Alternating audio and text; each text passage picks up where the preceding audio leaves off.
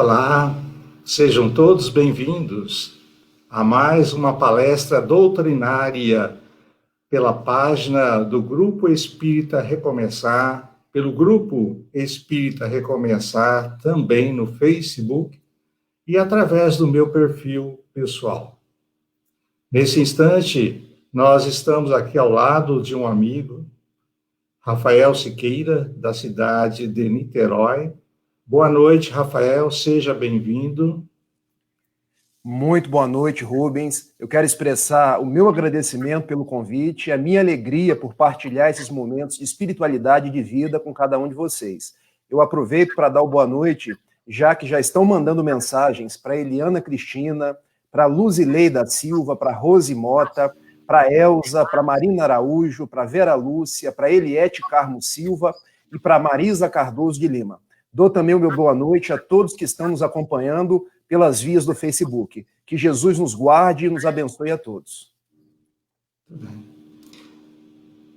Nesse instante, nós convidamos a todos que estão sintonizados conosco para que, unidos em pensamentos elevados e em sentimentos nobres, possamos agradecer ao Pai pela oportunidade que nos é concedida de estarmos aqui reunidos virtualmente, mas com o objetivo maior de aprender a respeito do Espiritismo, que vai nos nortear o nosso caminho na nossa trajetória evolutiva.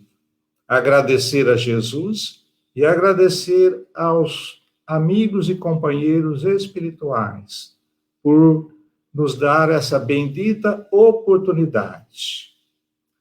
Que a paz de Deus, nosso Pai de amor e bondade, possa adentrar no lar de cada um de nós e fazer com que a suavidade, a paz, a harmonia reine no ambiente doméstico e principalmente em nossos corações, enaltecendo a nossa fé, a nossa confiança e a nossa esperança. E que assim seja. Bom, amigos, nós estamos recebendo hoje, como já mencionamos, um amigo, Rafael Siqueira. Já fizemos um trabalho junto com Orson, Rubens e Rafael. O Rafael é residente na cidade de Niterói, Rio de Janeiro, e trabalhador espírita da Sociedade Espírita Fraternidade.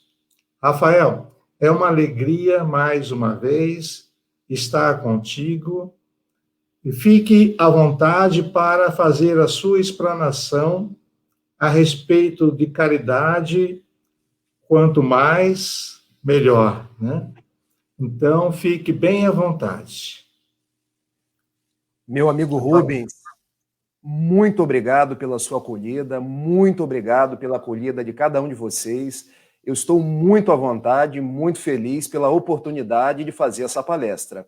Eu quero deixar o meu abraço virtual a cada um de vocês que estão nos ouvindo, nos assistindo nesse instante, rogando aos nossos benfeitores espirituais que possam abençoar a todos, abençoar os vossos familiares e nos envolver em vibrações de saúde, de alegria e, sobretudo, de muita paz. Como somos espíritas, somos irmãos.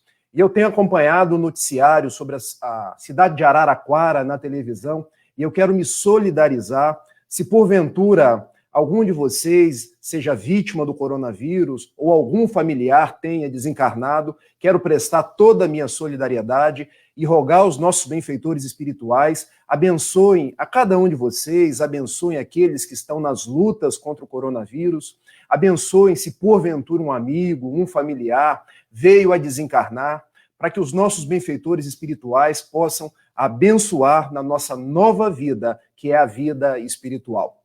A nossa proposta da noite de hoje é falar sobre caridade, mas falar sobre uma forma diferente. E eu inicio com um verso, com uma poesia de um grande amigo meu, Luiz César Faria, companheiro das confraternizações das mocidades espíritas do norte e noroeste do estado do Rio de Janeiro, quando em 2015 ele musicou essa poesia e nos trouxe mais ou menos assim: um pouco mais de caridade. Cerca-te a alma dorida, com afagos da tua afeição. Persevera na benevolência, tange as cordas do seu coração. Um pouco mais de caridade, sublime virtude para a felicidade. Um pouco mais de amar, perdoar, tolerar e servir.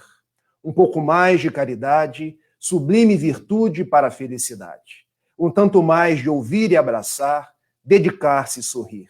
Se almejas a felicidade, ampara, portanto, o irmão. Eleva-lhe o teu pensamento, tuas palavras e o amor em ação. Um tanto mais para quem te procura, um tanto mais ao que clama ajuda, um quanto mais para o próximo, aquele que precisa de ti. E por que eu inicio com esta poesia de um grande amigo que foi musicada? Porque esses são dias ciclópicos na nossa marcha no planeta Terra.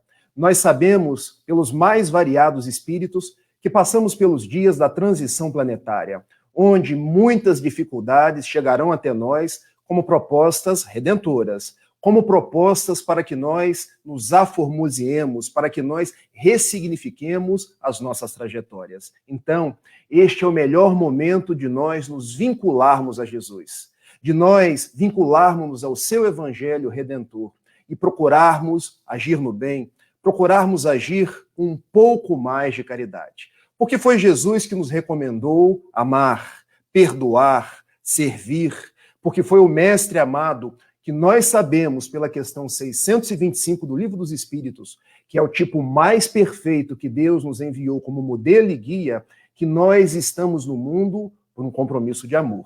E esse amor à doutrina espírita nos traz até nós como um amor em movimento chamado caridade. Então, nos dias atuais, nós temos dois caminhos. Ou nós podemos permanecer nas reclamações, na atitude de quem só está reclamando de tudo, de todo, achando tudo difícil, ou nos decidir por seguir Jesus, por reforçar os nossos passos e nos entregar à proposta da caridade. Então, eu quero discutir com vocês hoje um versículo do Evangelho de Mateus, que para mim foi sempre um chamado, um convite de Jesus, e depois fazer uma espécie de estudo dirigido com o Livro dos Espíritos e o Evangelho segundo o Espiritismo. Então, vamos juntos. Se alguém tiver aí a Bíblia ou o Novo Testamento, o versículo é Mateus, capítulo 5, versículo 41. Porque Jesus, ele nos diz assim: quem te compelir a caminhar 1 milha, vai com ele 2. O que Jesus nos pede aqui, senão agir com caridade, mas um pouco mais de caridade? Porque observem, ele não nos pede apenas caminhar 1 milha, mas nos convida a caminhar 2 milhas. E eu, até os meus 18 anos de idade, eu era católico. E quando eu li essa proposta de Jesus no Sermão do Monte, eu falava, puxa vida, caminhar 1 milha com o Evangelho e com Jesus já é difícil. Imagine caminhar 2 milhas. Porque o amor é o amor que se multiplica, é o amor que se expande. Mas quando me tornei espírita, eu vim pela leitura dos livros que devem ser os nossos livros de cabeceira e entender o significado dessa 2ª milha. Então agora eu passo uma pergunta do Livro dos Espíritos e depois de uma citação do apóstolo Paulo no Evangelho segundo o Espiritismo. Porque em a questão 642 do Livro dos Espíritos, quem tiver aí e quiser abrir para me acompanhar, fiquem à vontade. Está lá na 3ª parte das leis morais, lei divina ou natural, questão 642, quando Kardec indaga assim: para agradar a Deus e assegurar a sua posição futura, bastará que o homem não pratique o mal, ou seja, para servir Jesus, ser fiel ao Evangelho e cumprir a lei de Deus, basta que eu não faça o mal? E olha que os bons espíritos respondem: não. É preciso que faça o bem no limite de suas forças, um pouco mais de caridade. Não apenas a caridade habitual, mas a 2ª milha, que nós possamos fazer o bem no limite das nossas forças. E complementa os bons espíritos dizendo o seguinte: pois cada um responderá por todo o mal que haja resultado de não haver praticado o bem. Ou seja, nós temos no mundo duas possibilidades de trabalho no bem. Eu posso deixar de fazer o mal, mas posso fazer o bem. Porque muitas pessoas dizem assim: eu já não roubo mais, eu já não mato ninguém mais, eu já não faço um monte de coisas que estão em desacordo com a lei de Deus. Mas qual tem sido as minhas atitudes propositivas? Quando eu tenho utilizado a minha vontade para agir no bem? Porque não basta mais uma virtude negativa, é preciso que eu tenha uma virtude positiva. E aí nós chegamos no entendimento do que é a segunda milha trazida por Jesus no seu Sermão da Montanha, Mateus capítulo 5, versículo 43.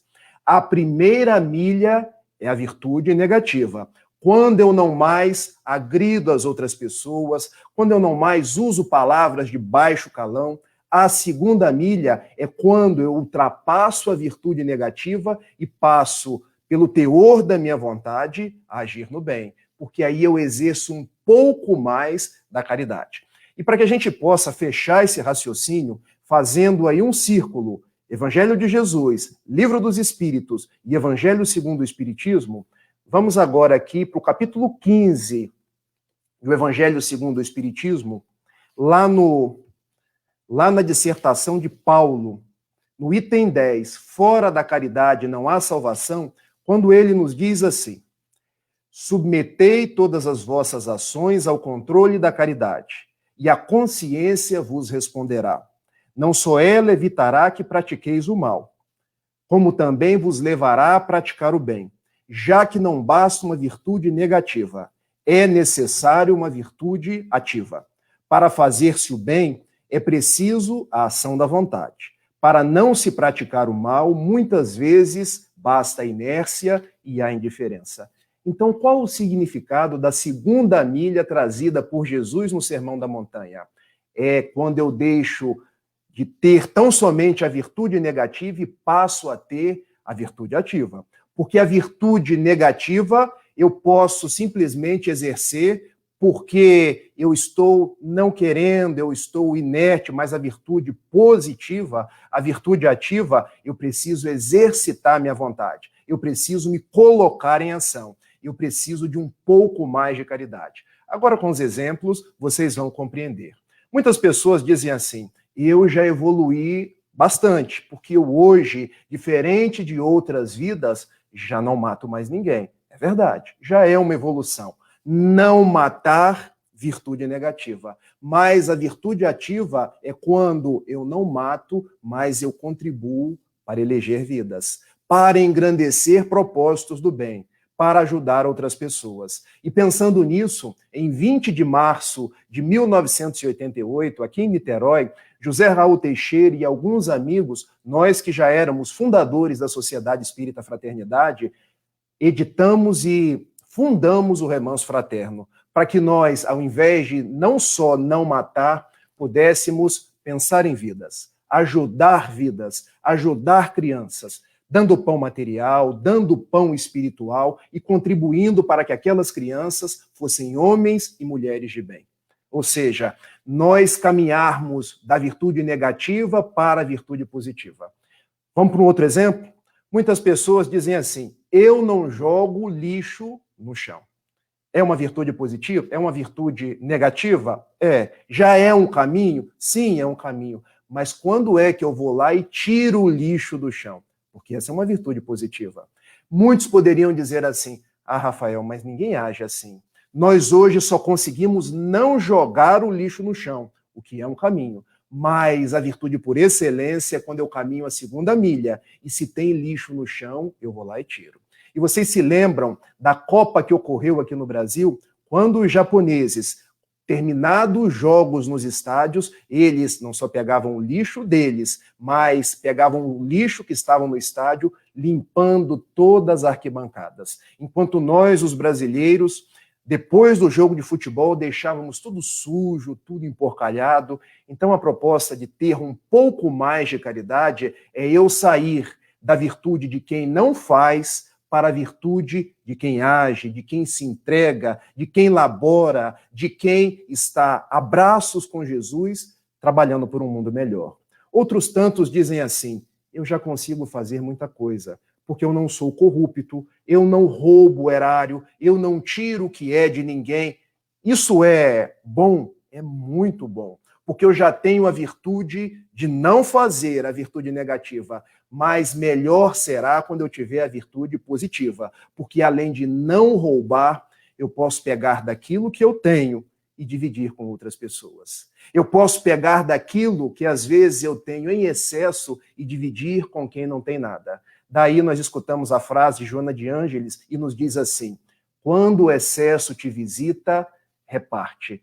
Então, meus amigos, quando eu venho trazer para vocês a proposta de um pouco mais de caridade, é porque o mundo hoje está num grau tão difícil de egoísmo, de orgulho, num grau onde as pessoas estão tão voltadas para a redoma do seu umbigo, que nós precisamos não só das virtudes negativas, mas nós precisamos fazer mais. Nós precisamos nos colocar em ação para que o mundo possa melhorar.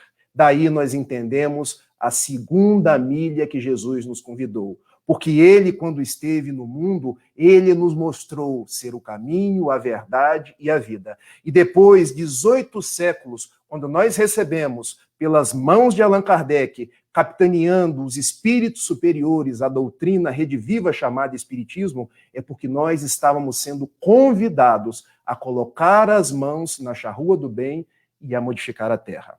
Quando então ouvimos falar de transição planetária, essa transição não é a transição da inércia, a transição de ficar dentro dos nossos lares. Bom, eu estou aqui resguardado, porque eu não faço mal a ninguém, eu não falo palavrão. Não, é a virtude onde o que eu posso fazer para o mundo melhorar? Onde eu posso agir, onde eu posso contribuir?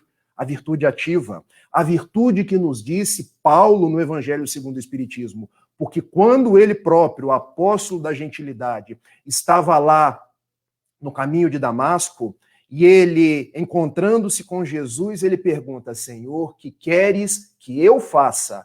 Foi essa a pergunta. A pergunta não foi: Senhor, que queres que eu deixe de fazer? Conseguem compreender a divisão? Isso é que Jesus nos pede. Isso é que Jesus vem nos convidando a fazer. Essa é, numa metáfora, a revolução cristã. Porque muitos querem revolucionar o mundo com brigas, com discursos de ódio, com palavras de baixo calão, mas a nossa proposta é amar cada vez mais. A nossa proposta é sermos cada vez mais fraternos uns com os outros. A nossa proposta é, se o mundo apresenta a noite escura, eu possa tomar da minha vela, transformá-la numa candeia e fazer os meus esforços para ser um pequeno beija-flor que, fazendo a minha parte, eu contribua para que a noite densa possa se iluminar. E agora eu quero partir para algumas histórias para que vocês possam entender onde eu quero chegar. E a primeira história é uma história real, ocorrida nos Estados Unidos, quando uma mãe, e sempre que nós pensamos no amor da mãe por um filho, o nosso coração se acalenta, o nosso coração vem a entender como nós podemos amar cada vez mais. Porque aquele filho, ele estava num processo de leucemia, já com metástases nos mais variados órgãos do corpo. O menino chamava-se Bill, tinha 6 anos de idade. E a mãe, conversando com os médicos lhe disseram: olha, nós já fizemos pelo seu filho tudo que poderia ser feito. Nós já fizemos a intervenção cirúrgica, já fizemos a radioterapia, a quimioterapia. O corpo dele é muito frágil, não aguenta mais nada. Doutor, o que você quer dizer? Ele vai morrer. Todos nós vamos morrer, mas ele, no máximo, até quinta-feira, daqui a 3 dias. Doutor, tão rápido assim? E como é que eu fico enquanto mãe? Minha senhora, eu gostaria de ter uma receita para conversar com mães, para conversar com familiares, mas eu quero me solidarizar com você. E ela, chorando, foi ter com seu filho. Enxugou as lágrimas, entrou no quarto e Bill lhe disse: mamãe, Você está chorando? Não, meu filho, eu estou bem. Mamãe, você não me engana. Eu sou criança, mamãe, mas eu te compreendo. Eu sei que você está triste por algo. Sou eu, mamãe. Eu vou morrer.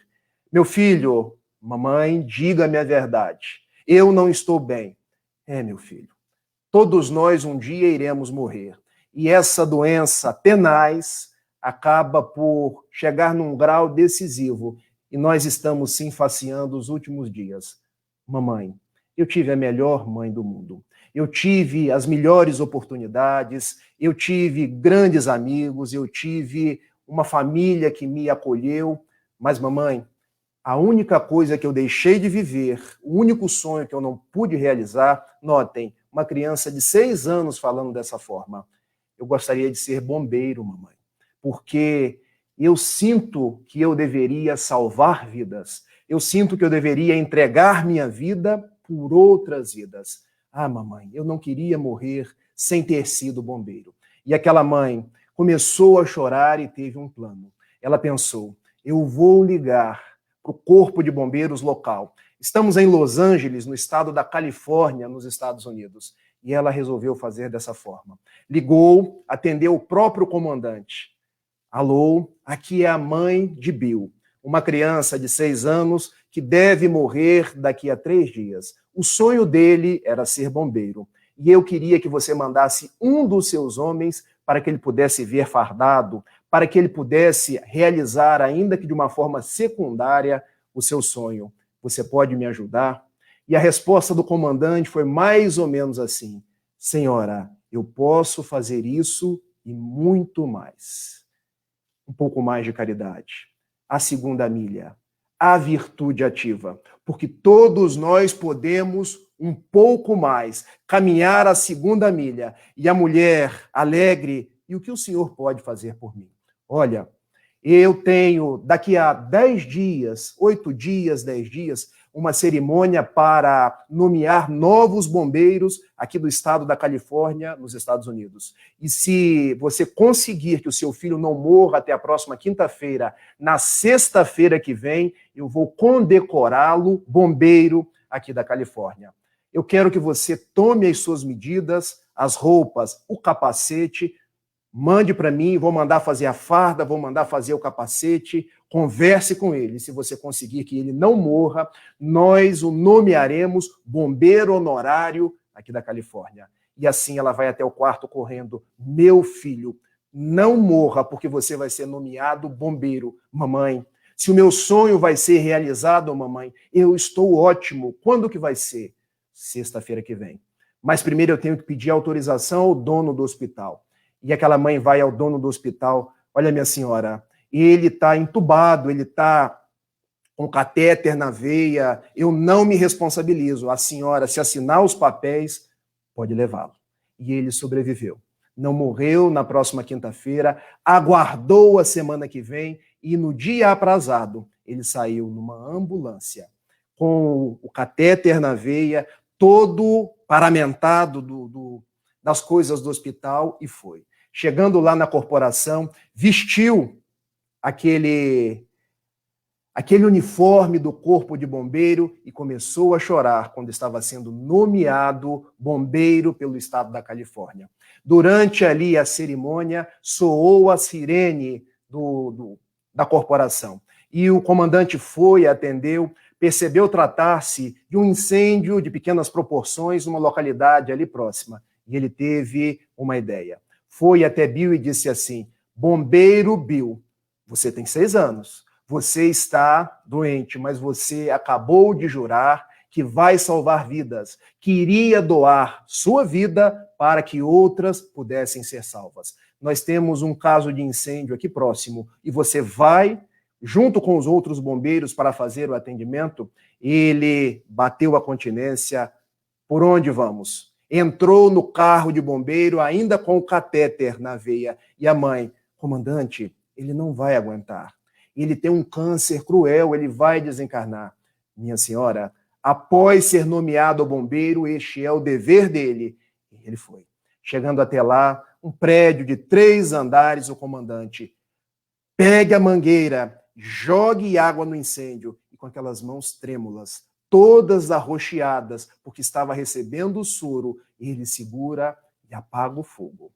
Retorna para a corporação e, além de ser nomeado bombeiro, ainda ganha uma estrela de alguém que havia entregue a própria vida, mesmo estando numa condição precária. Retorna para o hospital, ele e sua mãe, com um sorriso nos lábios, muito grato por que havia acontecido naquele dia. E ele diz à sua mãe: mamãe, hoje foi o dia mais feliz da minha vida. Mamãe, eu agora já posso desencarnar. O fato é que passaram mais 3 dias e ele começou a agonizar.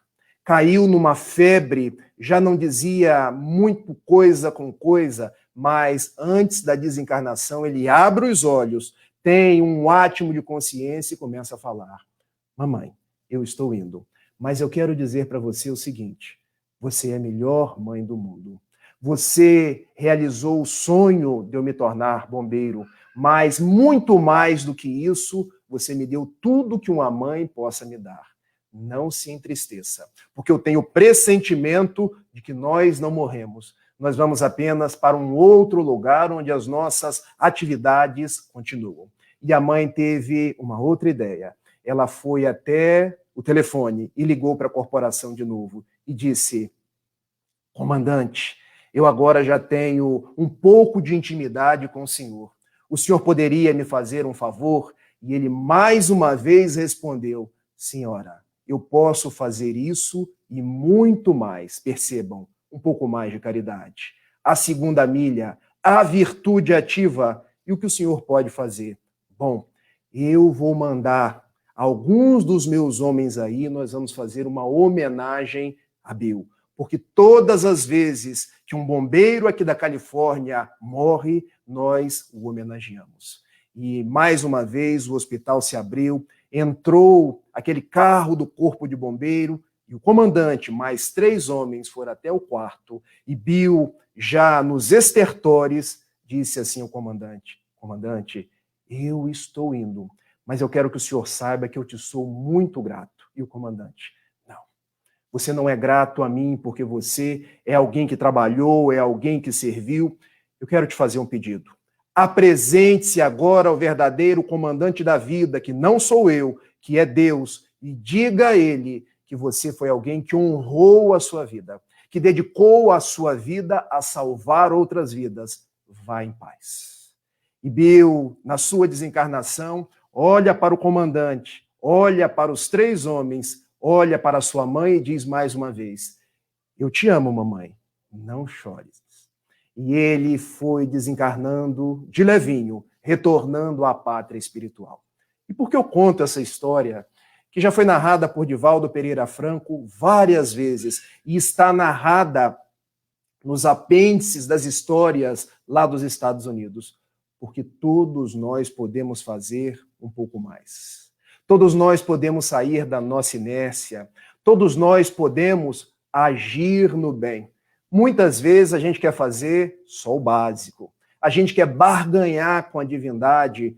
Nós espíritas, então, queremos saber quantos bônus horas a gente vai ganhar. Nós queremos saber se estamos performando ou não performando. Quando a lição sublime do Evangelho segundo o Espiritismo, capítulo 15, é: fora da caridade não há salvação. Então, nós estamos no mundo por um compromisso de servir, por um compromisso de amar, e o amor é algo que se multiplica. Por isso, Jesus nos disse caminhar a segunda milha, dar a outra face. A quem te pedir a túnica, dá também o manto. Porque o amor nós não mensuramos numa caixa e começamos a dar de forma somada, mas a gente vai dando cada vez mais. E quanto mais a gente ama, mais a gente é feliz. Mais a gente se sente em paz. Mais a gente vai angariando saúde do corpo físico e do corpo espiritual. Por isso eu comecei com a canção do meu amigo Luiz César Faria. Um pouco mais de caridade. Sublime virtude para a felicidade. Porque todos hoje querem ser felizes. Todos hoje querem ter paz. Mas parece que nossas vidas foram chacoalhadas por um pequeno vírus invisível a olho humano. Mas parece que a nossa vida, que tinha uma normalidade, agora chegou num estágio onde nós nos perturbamos quase que diariamente pelas notícias televisivas, porque a gente liga a televisão, já desencarnaram mais de 240 mil pessoas. Já localizaram no Brasil cepas novas, ou seja, novas variantes de um vírus aqui mesmo do Brasil, de um vírus, de uma mutação lá da Inglaterra, de outra da África do Sul, e muitas vezes nós nos atordoamos, muitas vezes aquilo traz um desespero, traz um estresse. O que fazer? Confiar em Deus, guardar a nossa fé, saber que não cai uma folha de uma árvore sem que seja da vontade do Criador, mas, sobretudo, robustecer a nossa fé, a nossa confiança com atitudes. Levantar do nosso sofá, levantar da nossa inércia e fazer o que é possível para que o mundo fique melhor. Mohandas Karamchand Gandhi, que eu tenho uma verdadeira veneração pelos seus atos, nada obstante ele não seja nem cristão nem espírita, uma vez ele disse que sejamos nós a mudança que queremos ver no mundo. Nós queremos um mundo melhor, mas dificilmente nós agimos para que o mundo melhore. Então, como facear esses dias difíceis? Amando ainda mais, ao invés de reclamar. Como vencer esses dias tormentosos? Sendo ainda mais fraternos uns com os outros, ao invés de tantas brigas. Como, quando a terra nos apresenta tantas dores, vencê-las, exercitando ainda mais a nossa esperança. Porque a esperança não morre nunca. A esperança é aquele sentimento que nos liga a Deus, nos liga aos bons espíritos e nós caminhamos na certeza de que eles estão ao nosso lado. Então, a mensagem que eu quero deixar para vocês é a mensagem da caridade. Porque a caridade é o vetor da esperança, é o vetor da fé, é o vetor de quem nos faz caminhar na certeza de que tudo está conforme a vontade de Deus. E para que a gente possa permanecer aí no embalo das nossas reflexões, eu quero contar uma outra história. E essa história também real, também ocorrida nos Estados Unidos da América do Norte, narra de uma família onde nós tínhamos 5 membros. Um marido, uma esposa e 3 filhos. A esposa desencarnou. Nós estamos vivendo nesses dias muitas desencarnações. E fazendo um breve apêndice na nossa palestra, desencarnar é diferente de morrer. Desencarnar é retornar para o lar espiritual. A pessoa que desencarna, nós não perdemos. Perder, a gente perde um celular, a gente perde um livro. As pessoas que estão desencarnando, elas estão retornando para a nossa verdadeira casa, para onde nós também retornaremos um dia. Deixa a saudade? Deixa. Fica aquela dor do distanciamento físico? Fica.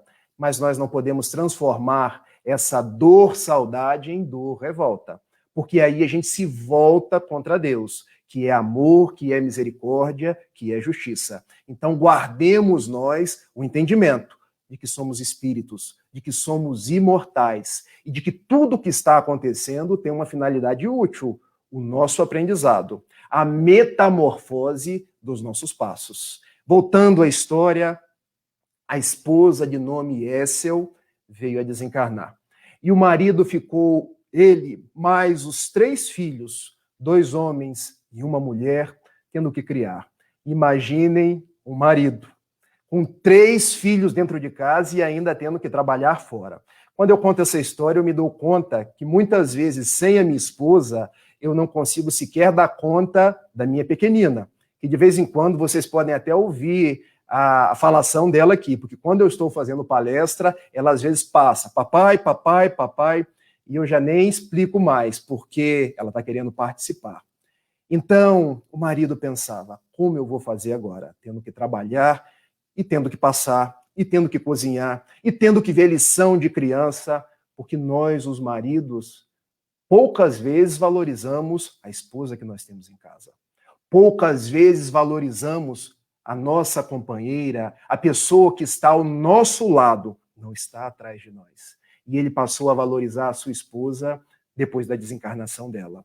Quando a criança gritava, papai tem o dever, papai está na hora de almoçar, papai me ajuda aqui com isso. E ele muitas vezes chorando pela saudade da sua Éssel, mas também chorando diante as dificuldades na lidar com as crianças. E ele dizia, minha Éssel, que Deus te abençoe, porque como eu era feliz contigo e como eu estou atordoado agora. E orava a Deus, Deus, por favor, me ajude, porque eu não sei mais o que fazer. Eu não vou dar conta dessas 3 crianças, porque elas correm, porque elas gritam. Mas o fato é que ele foi agindo. Foi pedindo força a Deus, foi pedindo força à própria esposa no plano espiritual, mas era um domingo. E muitas coisas acontecem quando parecem que não vão acontecer. Ele estava lá, se virando para fazer o almoço de domingo das 3 crianças, quando os 2 mais velhos chegaram para ele e disseram assim, papai, o Bill, bom, o menino aqui chama-se Bill também, tá, gente? Eu não estou misturando as histórias, não. O Bill sumiu, papai. Nós temos que procurá-lo. E ele lá, atarefado com as quinquilharias da cozinha, olha, vocês não estão vendo que eu estou fazendo almoço para vocês, se eu começar a entrar nesse pique-esconde com vocês, eu vou ter que parar. Papai, nós não achamos ele em lugar nenhum.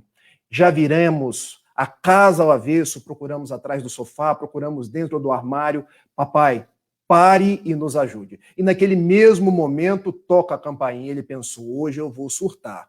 Porque eu fazendo comida, as crianças me perguntando onde está o filho mais novo, e ainda toca a campainha.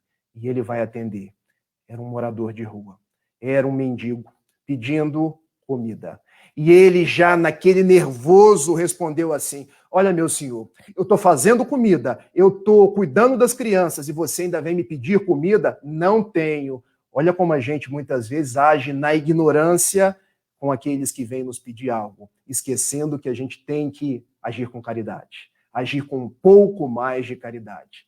E o morador de rua disse assim para ele, olha, eu estou passando aqui porque todo domingo eu faço esse mesmo percurso e bato a essa porta que Dona Éssel me atende. Me dá um prato de comida e ainda me ajuda com as despesas da semana. Ele lembra-se da esposa. Lembra-se daquela mulher que dava conta de tudo e ainda ajudava as pessoas na rua. E ele para, reflete e vai até a geladeira que estava entreaberta. E terminando de abrir, Bill estava lá dentro. Ou seja, pela sua atitude de ajudar o morador de rua, ele localizou o próprio filho, que vendo a geladeira aberta e brincando de pique com os outros meninos, entrou ali dentro, mas a porta começou a fechar, ele foi se enregelando e estava ali, já arroxeado. E ele, meu Deus, meu filho vai morrer. Ele já não respira direito mais, corremos todos para o hospital. E assim foi feito. Chegou no hospital, ele estava hipotônico, com hipotermia, foi aquecendo a sua temperatura e ele ficou são e salvo. Graças a Deus ele não tinha morrido. E o pai deu-se conta. Se ele não abre o seu coração para ajudar o mendigo, talvez o filho tivesse morto. E aquilo repercutiu muito na sua cabeça. Passaram-se os dias, era o próximo domingo. Novamente, ele fazendo o almoço para a criançada, toca a campainha. Era o mendigo novamente. O senhor tem um prato de comida para nos dar? E ele respondeu agora positivamente, um pouco mais de caridade. Tenho sim. O senhor entre, por favor. E entrou. E sentaram-se todos na mesa, naquela refeição de domingo, e ele se deu conta de que aquele morador de rua não era assim tão morador de rua, porque ele tinha gestos nobres, porque ele sabia conversar, porque ele sabia interagir com crianças, e ele perguntou, o senhor está na rua há muito tempo? Bom, eu não sou propriamente um morador de rua. Eu sou alguém que perdi o meu emprego e não tenho familiares. Eu estou pedindo coisas às pessoas enquanto eu não me reinsiro no local de trabalho. E ele, provavelmente inspirado pela sua esposa no plano espiritual, teve uma ideia. O senhor sabe tomar conta de crianças? Sei sim. O senhor poderia ser o avô dessas crianças que estão aqui comigo? Posso sim. posso te ajudar com elas e posso te ajudar com a casa. E naquele instante ali nasce uma nova família, que não tinha mais Éssel, a esposa, mas tinha o pai de família, o morador de rua que agora passava a fazer parte da família e as 3 crianças. E o que essa história traz para nós? Quando ele abriu seu coração para ser um pouco mais caridoso, para caminhar a segunda milha, ele ganhou um novo familiar. Alguém que iria ajudá-lo a tomar conta das crianças e a tomar conta da casa. Então, meus amigos, a mensagem que eu trago para vocês é exatamente essa: que nós possamos olhar no nosso dia a dia diário, nas nossas atividades e nos perguntar: onde eu posso servir mais? Porque não há ninguém tão pobre que não tenha nada para dar, nem ninguém tão rico que não tenha nada para receber. Olhemos para as nossas possibilidades e nos perguntemos: onde eu, Rafael, onde eu posso colocar os meus braços em serviço? Onde eu posso ressignificar a minha trajetória? Onde eu posso me vincular a Jesus nesses dias tão tumultuados da humanidade? Porque vejam, muitos estão reclamando, muitos estão tão somente engrossando o coro daqueles que ligam a televisão, repercutem coisas negativas, mas isso só nos deprime. Mas isso só nos traz aquela situação de que as coisas estão difíceis. E está difícil mesmo. Mas nós podemos fazer a nossa parte. Nós podemos escolher a melhor parte, tal qual Jesus no seu evangelho, quando estava ao lado de Marta e Maria. Porque enquanto Marta trabalhava e reclamava, Maria estava lá ao lado dele, aurindo das preciosas lições do seu evangelho. Que nós sejamos, então, menos Marta, menos vinculado às coisas do mundo e mais Maria, mais a nossa dimensão espiritual, mais a nossa dimensão de que reconhece que nós somos espíritos imortais. Nós estamos numa trajetória material para ressignificar a nossa proposta espiritual. Somos espíritos num processo de encarnação e não o contrário. Ou seja, possamos aproveitar este momento, que é o momento da nossa vida presente, para fazer o que estiver ao nosso alcance. Eu me recordo de um desenho que eu gostava muito de assistir, e quando eu conto esse desenho para os jovens costumam dizer assim: olha, Rafael, você está ficando velho, hein? Porque esse desenho a gente não conhece. Talvez quando eu contar para vocês aqui agora, que são jovens um pouquinho a mais de tempo, vocês vão se lembrar do desenho, porque é o desenho do Zé Colmeia e do Catatal, da turma do Zé Colmeia. Porque era uma turma grande e tinha 2 personagens. Um personagem chamava-se Lip, era um leão. O outro personagem chamava-se Hard, era uma hiena. E Hard quer dizer do inglês difícil, duro, pesado. E Lip, o leão, sempre olhava o lado bom das pessoas, sempre olhava o dia e achava bonito, e Hard, a hiena, já andava com a cabecinha baixa. Ó dia, ó céu, ó azar. E se vocês podem reparar, na cabeça dele tinha sempre uma nuvem com muitas trovoadas. Observem, o dia para os 2 personagens era o mesmo. A frequência mental, a dedicação no bem e a proposta de ser diferente estava em cada um deles. Ou seja, nós podemos escolher ser o Lip, que vê as coisas positivas, que trabalha no bem, que ressignifica os nossos passos, ou podemos engrossar o coro dos hards no mundo, aqueles que estão só reclamando e que vivem com a nuvenzinha trovejando na cabeça. Não por outra razão, Jesus, no seu Sermão da Montanha, nos disse assim: quando os teus olhos forem bons, todo o teu corpo terá luz. Então, a luz está em nós. A luz está na nossa forma de olhar. E para que nós transformemos tudo em luz, amemos mais, reclamemos menos. Trabalhemos mais, ficamos menos na inércia. Este é o caminho. Daí, um pouco mais de caridade. Quando eu vejo José Raul Teixeira, hoje, com 71 anos, ele poderia estar dentro da casa dele, porque ele teve um AVC no ano de 2011. E não mexe da forma como gostaria o braço direito, o braço da psicografia, não consegue exercitar a sua fala da forma que o transformou em um dos maiores oradores espíritas. Ele poderia estar esperando a sua desencarnação. Não prejudica ninguém, não está constituindo maiores débitos, seria uma virtude negativa, mas não. Ele permanece, viaja pelo Brasil, ele faz preces, ele contribui nas palestras, ele vai no remanso fraterno, porque ele dá de si, ele dá do que é possível. Ele não vê se está chovendo ou se está fazendo calor. Onde precisa do Raul, ele está lá.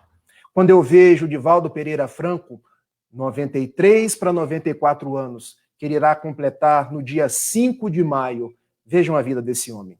Ele poderia estar lá, na Mansão do Caminho, já sentado dentro da sua casa, ligando a televisão, mas não. Live todos os dias, ajudando a tomar conta de mais de 600 filhos. E mesmo que a Mansão do Caminho hoje não possa atender as mais de 6.000 pessoas que são atendidas diariamente, ele faz campanhas para arrecadação de dinheiro, para dar cestas básicas, para fazer o delivery da caridade, porque as pessoas não vão à Mansão do Caminho, mas a fome continua. As necessidades de roupas continuam. Então ele permanece ajudando. Então, aproveitemos cada minuto da nossa vida, porque são minutos preciosos. Nós sabemos o dia da nossa encarnação, mas não sabemos o dia da nossa desencarnação. Não sabemos se desencarnaremos da Covid ou se desencarnaremos daqui a 30, 40 anos. Mas quando a desencarnação vier nos buscar, que ela encontre o Rafael trabalhando no bem, dando o seu melhor, exercitando um pouco mais de caridade. Diz o benfeitor Camilo, que é o guia espiritual de José Raul Teixeira, que o nosso melhor momento é o hoje e agora. Por isso ele se chama presente, porque é um presente de Deus nas nossas vidas. Então, aproveitemos desse presente e utilizemos do nosso tempo para fazer o nosso melhor. Nós recebemos 2 tickets. O meu ticket de vinda para esse plano, 26 de maio de 1980. O meu ticket de retorno, nem o meu, nem o de vocês, eu sei. E não estou aqui agourando ninguém. Estou trazendo apenas a realidade de espíritos imortais que nós somos. Daí, aproveitemos a nossa marcha. Se hoje os dias são difíceis, façamos tal qual Martin Luther King Jr., numa das suas frases mais célebres, quando ele nos propõe acrescentar mais escuridão a uma noite já trevosa, é fácil. Possamos nós fazer luz para que essas chispas de luz possam fazer claridade. E uma outra de suas frases, ele diz diferente. Nós aprendemos a voar como os pássaros, a nadar como os peixes, mas nós não aprendemos ainda a amar uns aos outros, a nos respeitar como irmãos. Então, este é o nosso momento, o momento de servir, o momento de ajudar as pessoas, porque as desencarnações estão acontecendo, as problemáticas nas famílias estão ocorrendo, a sociedade está de ponta cabeça, e as pessoas precisarão cada vez mais do Espiritismo, dos fundamentos de uma doutrina sólida, dos fundamentos de uma doutrina que nos diz que a alma é imortal, que a dor é transitória e pedagógica e que nós devemos nos esforçar no caminho do bem. As pessoas precisam do Espiritismo. E para que nós sejamos os arautos do Cristo, não basta tão somente a virtude da negação, mas a virtude da ação, a virtude ativa, a virtude de quem se entrega no trabalho do bem. Como um dia se entregou Albert Schweitzer, que já era um homem nobre na Europa, alguém que tocava como ninguém as canções de Johann Sebastian Bach, mas resolveu agregar uma missão para Lambaréné, no Gabão, e lá atender pessoas com doenças tropicais. E lá dedicar-se mais de 50 anos de sua vida sendo laureado com o Prêmio Nobel da Paz por servir os seus irmãos negros africanos. Que nós possamos ter a virtude de Agnes Goncha Bojacho, a nossa Madre Teresa de Calcutá, que saiu de um claustro porque ela se deu conta, por que ficar dentro de um claustro? Só orando, só reverenciando Jesus, mas Jesus não precisa de reverências, Jesus precisa de ação. Reverência, virtude negativa, ação, virtude positiva. Ela sai da Irlanda, onde era o seu claustro, e vai para Calcutá, na Índia, retirar pessoas da lata do lixo, educar crianças para que as crianças fossem o futuro da humanidade. Fazer tal qual Francisco Cândido Xavier, mais de 450 livros, não ficou com um centavo de nenhum deles. E uma vez perguntaram a ele: Chico, você ganha muitas coisas. Olha, eu nem me dou conta das coisas que eu ganho, porque eu ganho com uma mão e dou para outra. E Chico era a pessoa que tinha uma cama, tinha o seu travesseiro, tinha um par de sapatos. Eu estou fazendo dois aqui porque é um par. E viveu na sua simplicidade para que os outros tivessem luz. Nós não precisamos ser o Divaldo, o Raul, a Madre Teresa de Calcutá, nem precisamos fazer tal qual o Albert Schweitzer, mas podemos ser nós mesmos. Porque o convite da segunda milha, de um pouco mais de caridade, é extensivo a todos. Que nós possamos fazer esse mergulho existencial, conhece-te a ti mesmo, e verificar o que eu sei fazer, o que eu posso fazer. Ligar para alguém? Liguemos, mas liguemos hoje. Eu posso abraçar alguém dentro do meu lar, porque às vezes há pessoas invisíveis dentro do meu lar. Há o pai que eu não abraço há tanto tempo, há um filho que eu não presto atenção nele mais. Então a virtude ativa é abraçá-lo hoje. É dizer: eu te amo, meu pai. E se ele fez algo que nos agrediu, eu te perdoo, meu pai. Mas diga hoje. Porque hoje é o nosso presente e é o nosso melhor momento. Essa mensagem que eu queria deixar. Se vocês olharem aqui a minha camisa, ó, eu compro muitas camisas com frases, porque na minha imperfeição, como eu ainda não consigo agasalhar no coração tudo que eu gostaria de ser, pelo menos eu coloco na camisa, porque eu vou olhando e refletindo sobre o ideal da minha transformação. Gentileza gera gentileza. Porque essa frase é de José Datrino, o profeta gentileza.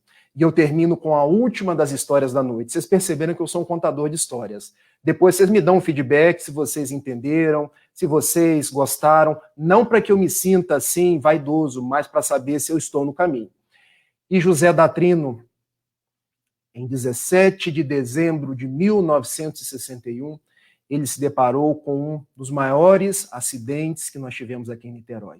Porque um circo, o Gran Circo norte-americano, ele armou uma tenda aqui em Niterói, várias pessoas, centenas de pessoas foram para aquele circo. Porque eram elefantes, eram leões, eram trapezistas. Em 1961 nós não tínhamos Netflix, nós não tínhamos redes sociais para nos divertir, então o circo era a diversão da cidade. E muitas pessoas foram. O circo pegou fogo. E praticamente morreu grande número das pessoas que estavam lá dentro. Ou pelo fogo que queimava, ou pisoteadas pelos animais. Porque na pata do elefante morreu muita gente. Na boca do leão, que saindo do circo que pegava fogo, também morreu muita gente. Foi uma comoção nacional. Porque passava no Jornal Nacional, porque as pessoas olhavam para aquilo e se estremunhavam. E ele teve uma ideia. Todos estão repercutindo o negativo. As pessoas têm dores, as pessoas têm dificuldades. Mas nós podemos mudar o curso, porque eu não posso volver atrás e salvar as vidas que já se foram. Mas eu posso, doravante, propor algo novo. Eu posso transformar a virtude negativa em algo que seja ação. E se hoje todos sofrem pela dor uns dos outros, empatia. Eu quero gerar empatia em coisas positivas. Eu quero que as pessoas comecem a agir para salvar outras vidas, para gerar coisas novas na sociedade. Então ele começou a sair pelas ruas do Rio de Janeiro e escrever nos postes, nos viadutos, frases como essa: Gentileza gera gentileza. Violência gera violência. Na cabeça dele, como ele não poderia salvar as vidas do circo, ele queria salvar outras vidas vítimas da violência, induzindo as pessoas a serem gentis, a amarem-se umas às outras e a construírem uma sociedade pelo símbolo da paz, pelo símbolo da tolerância. Entrou para a história como profeta gentileza e nos deixa, para cada um de nós, que talvez uma das maiores virtudes ativas que nós podemos ter é substituir a violência, a agressividade, a vontade de a todo momento nos engalfinhar. E olha que nós nos engalfinhamos pelas mais variadas coisas. Nos engalfinhamos porque um é de direita, o outro é de esquerda, porque um é homossexual, o outro é heterossexual, porque um é protestante, o outro é católico. A proposta é nós começarmos a ser gentis uns com os outros, respeitar uns aos outros e construir a sociedade da paz. Eis a segunda milha, eis a virtude ativa, eis o nosso compromisso com Jesus, que ele vem nos chamando há mais de 2000 anos. Vinde a mim, vinde promover a paz, vinde dar a outra face a quem te bate numa. Dar a outra face não é oferecer para a bateção física, mas dar a face de quem já caminhou. Dar a face do entendimento. Dar a face de que aquele que me agrediu está com problema. Se eu agrido também, eu começo a fazer parte do problema, mas eu posso fazer parte da solução. Vinde a mim, vós que sois os filhos da luz, construir a pacificação, porque o mundo hoje precisa de concórdia, precisa de respeito, precisa ser reestruturado em novas bases. Daí, a mensagem que eu venho trazer para vocês é a mensagem de um pouco mais de caridade. Porque se o Espiritismo hoje nos descerra a porta da caridade, não é para que a gente fique tão somente nas nossas casas espíritas estudando a teoria, discutindo em grupos de estudo. Isso é importante, mas que nós coloquemos em ação. E ao colocar em ação, nós estabeleçamos metas que realmente nos tirem da zona de conforto. Metas que façam Rafael poder ir além, metamorfosear sua trajetória e transformar-se num homem de bem. Cerca-te a alma dorida, com afagos da tua afeição. Persevera na benevolência, tange as cordas do seu coração. Um pouco mais de caridade, sublime virtude para a felicidade. Um tanto mais de amar, perdoar, tolerar e servir. Um pouco mais de caridade, sublime virtude para a felicidade. Um tanto mais de ouvir e abraçar, dedicar-se e sorrir. Se almejas a felicidade, ampara, portanto, o irmão. Eleva-lhe o teu pensamento. Tuas palavras é o amor em ação. Um tanto mais para quem te procura, um tanto mais ao que clama ajuda, um tanto mais para o próximo, aquele que precisa de ti. Que Jesus nos abençoe, nos guarde, nos proteja a todos. Que envolva a cidade de Araraquara nas suas bênçãos de paz, providenciando que nós possamos ter a solução dos leitos lotados e a cidade possa ter como agasalhar a cada um dos seus filhos. Eu abraço a cada um de vocês, abraço meu amigo Rubens, a sua esposa tão simpática, abraço a todos aqueles que nos acompanham pelas vias do Facebook e deixo a minha saudação fraterna, o meu beijo afetuoso e os votos de que estejamos no futuro juntos outra vez. Muita paz.